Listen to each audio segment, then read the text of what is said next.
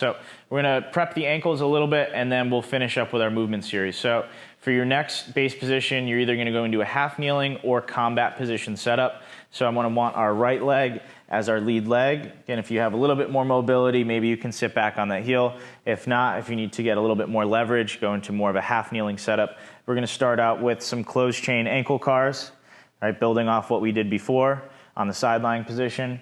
We'll then work into ankle rocking, so you're driving your knee forward. I'll cue to hold at your end range.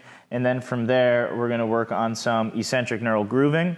We're going to work into dorsiflexion, elevate the heels, and then slowly lower for a 5 count, but trying to drive that knee past your toes. So we're getting a little bit more dorsiflexion each time. After we finish that, I'll cue you to slowly rotate to the other side and repeat on the left side. So right foot is going to be in front. Again, you're welcome to set up into more of a half kneeling setup like Luke has here, or combat position like Anita has. Either way, do your best to keep that right foot flat. We're going to work through some closed chain ankle cars, so drive that knee and shin around your foot for 3 reps. And do what you need to do to get leverage in this position and use some of your body weight to drive that leg around your foot.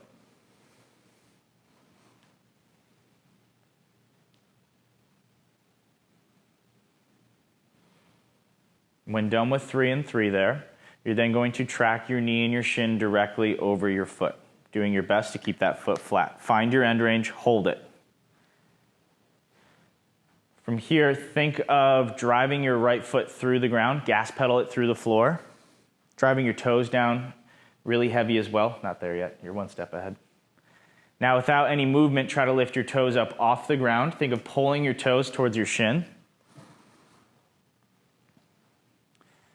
You're going to release your toes, try to rock forward even further, find your new end range. We're just going to do 2 more rounds of that. So find your end range, doing your best to keep your foot flat. Drive your toes down into the ground, push, make it heavy, gas pedal through the floor for another 5, 4, 3, 2. Staying there, try to pull your toes up off the ground.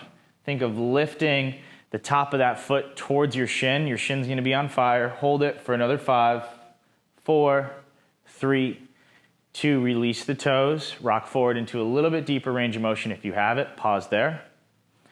Drive the toes down, gas pedal through the floor. Push for 6, 5, 4, 3, 2. Pull the toes up. Try to squeeze out even more dorsiflexion there. Hold it for 6, 5, 4, 3, 2, release the toes, but stay in that position. So now we're working on your eccentric neural grooving of your dorsiflexion. So staying in this position, you're going to elevate your heels, so press up through your toes as high as you can.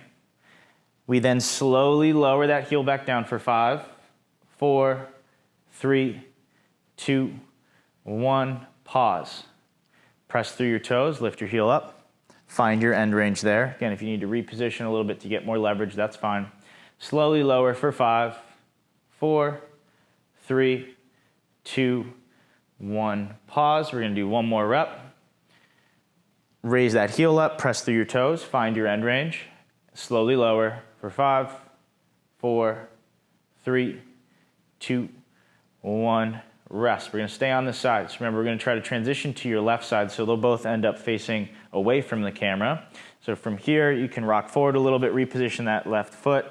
You're going to externally rotate that left leg. As you start to rotate around, right knee comes down, and we are set up for your left side. Both of you guys can now just turn around a little bit so you can see the camera. So again, Anita's in the combat position. Luke's in more of a half kneeling setup so he can leverage some more weight over that left leg. From here, setting up for your closed chain ankle cars. Mobilize that knee and shin around your foot for 3 reps in both directions, doing your best to keep your left foot level.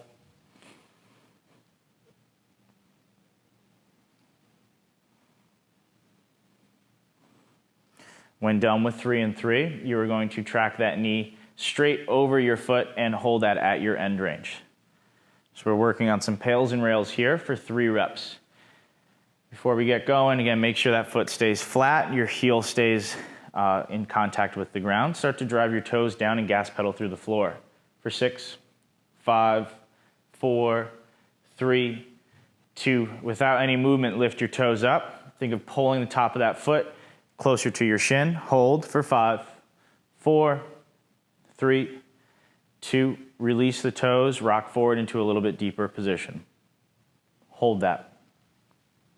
Gas pedal through the floor, press down for 5, 4, 3, 2, 1. Slowly lift the toes up.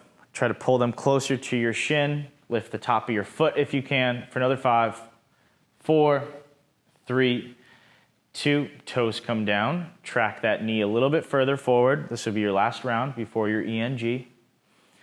Drive your toes down, gas pedal through the floor, push, push, push for another 5, 4, 3, 2, 1. Lift the toes up, hold it.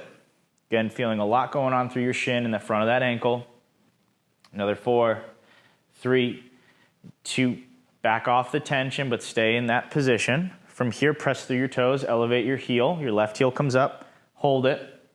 Slowly lower for 5, 4, 3, 2, 1. Pause. Press through your toes. Heel comes up. Hold. Down for 5, 4, 3, 2, 1. Last time. Raise the heel up. Hold. Down for 5, 4, 3, 2, 1. Back off your end range. You're going to stay really low and transition back to your right side. So reposition the foot and rotate around towards your right side and rest.